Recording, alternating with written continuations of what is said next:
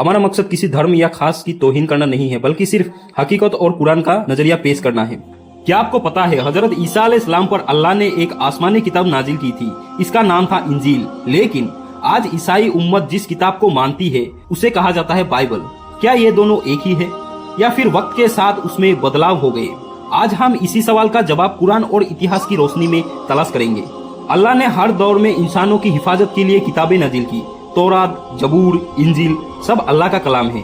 मुसलमानों का ईमान है कि हजरत ईसा अलैहिस्सलाम अल्लाह के बड़े पैगंबर थे और इंजील उस पर नाजिल हुआ था। लेकिन कुरान ये भी बताता है कि बाद के लोगों ने इंजील में बदलाव कर डाले। असल इंजील अल्लाह का पैगाम है जो ईसा अलैहिस्सलाम को दी गई थी। इनमें तौहीद, नेक अमल और आखिरत की बातें शामिल थी। हजरत ईसा ने कभी ये नहीं कहा कि मैं खुदा हूँ। ईसा अलैहिस्सलाम को अल्लाह ने आसमान पर उठा लिया। उनके असली सागिदों पर जुल्म हुआ। उनके बाद आने वालों ने अपनी समझ से बातें लिखी और इस तरह असल इंजील को अलग अलग लिखावट में बदल दिया गया।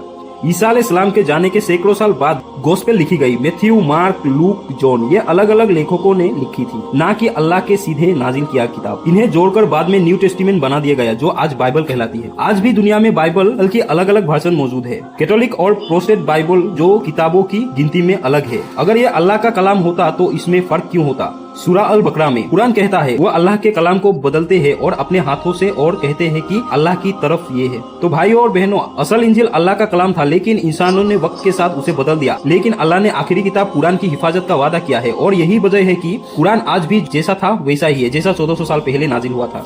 अब आप बताइए, क्या आपको लगता है असल इंजील के साथ क्या हुआ होगा? कमेंट में अपना राय जरूर लिखिए और इस वीडियो को शेयर कीजिए ताकि और लोग भी देख सके।